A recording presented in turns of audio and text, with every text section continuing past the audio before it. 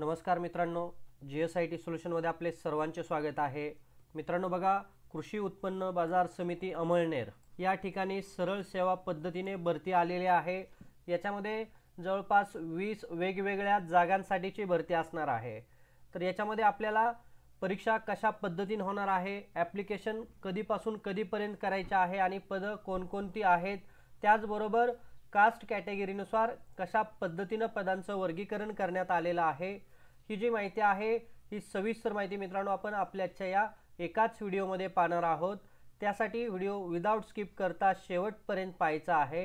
आणि सगळ्यात महत्त्वाचं म्हणजे मित्रांनो, या ज्या काही सर्व भरती असतात या भरतीची तयारी फ्री ऑफ कॉस्टमध्ये आपल्या चॅनलच्या माध्यमातून करून घेतली जाते। त्यासाठी तुम्ही अजूनपर्यंत जर आपल्या चॅनलला लाईक, सबस्क्राइब आणि शेअर केलं नसेल तर प्लीज आपल्या चॅनलला लाईक करा, सबस्क्राइब करा आणि सगळ्यात महत्त्वाचं म्हणजे बेल आयकॉनचं बटन दाबायला विसरू नका, म्हणजे असेच माहितीपूर्ण व्हिडिओ सर्वात अगोदर तुमच्यापर्यंत येऊन जातील। तर बघा, इथं कास्ट कॅटेगरीनुसार कशा पद्धतीने पदांचं वर्गीकरण करण्यात आलेलं आहे बघा। उपसचिवसाठीची 1 जागा आहे, निरीक्षक 1 जागा आहे, सुपरवायझर 1 जागा, कनिष्ठ लिपिकाच्या 3 जागा भरल्या जाणार आहेत। त्याचबरोबर शिपाईसाठीच्या 8 जागा आहेत। इथं बघा, शिपाई या पदासाठी सर्वात जास्त जागा देण्यात आलेल्या आहे।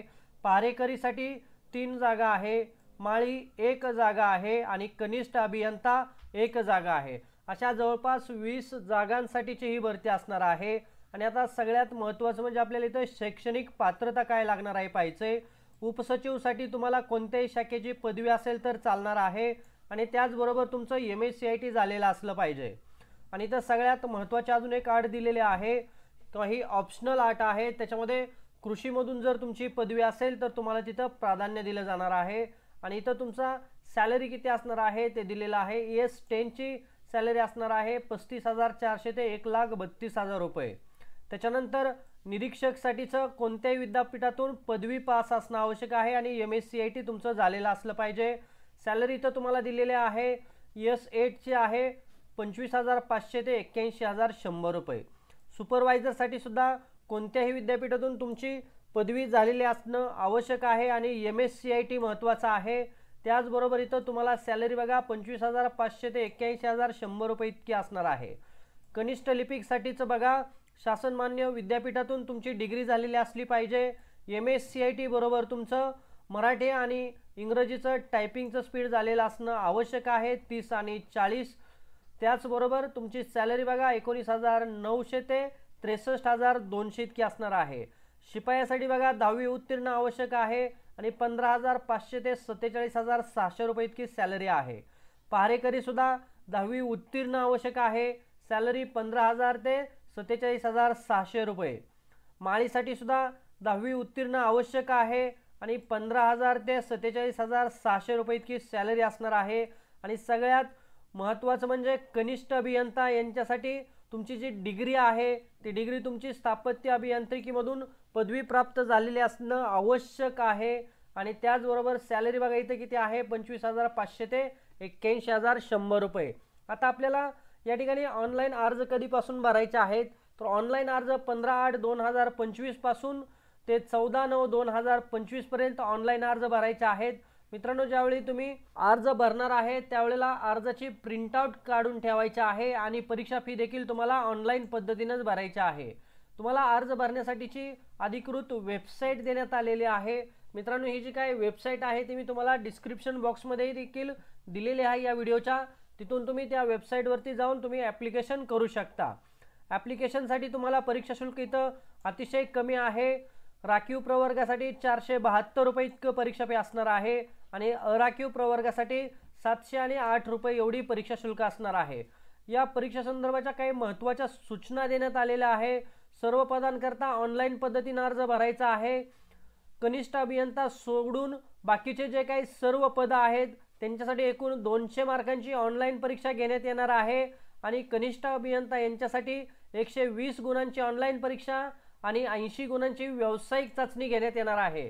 ज्यावेळेला 80 गुणांची व्यावसायिक चाचणी घेतली जाणार आहे त्यावेळेला दोन्ही परीक्षांचा एकत्रित निकाल जो आहे तो निकाल जाहीर करण्यात येणार आहे। परीक्षा शुल्क भरणं आपल्याला बंधनकारक आहे। परीक्षा शुल्क कोणत्याही सबबीवरती पुन्हा मिळणार नाही असं या ठिकाणी म्हटलेलं आहे। आणि आपल्याला अर्ज जे आहेत ते अर्ज ऑनलाईन पाठवायचे आहेत, त्याची प्रिंटआउट काढून ठेवायचे आहे। कोणत्याही पद्धतीनं कागदपत्र किंवा अन्य काही तुमचा अर्ज वगैरे असेल ते पोस्टाने पाठवायचं नाही। परीक्षा शुल्क तुम्हाला एकदा भरल्यानंतर पुन्हा मिळणार नाही, एवढं लक्षात ठेवा।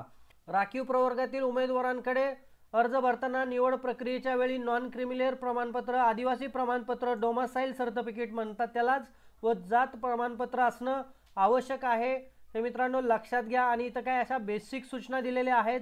त्याचबरोबर तुम्ही अर्ज करत असताना तुमचा मोबाईल क्रमांक व ईमेल ID अतिशय व्यवस्थितपणे टाकायचा आहे। तुम्हाला इथून पुढे ज्या काही सूचना येणार आहेत त्या तुमच्या मोबाईल नंबरवरती आणि वेबसाईटवरती देखील तुम्हाला अपडेट दिल्या जाणार आहेत, परंतु ईमेल ID आणि मोबाईल नंबर अचूक टाका, म्हणजे तुम्हाला कम्युनिकेशन करणं सोपं जाईल।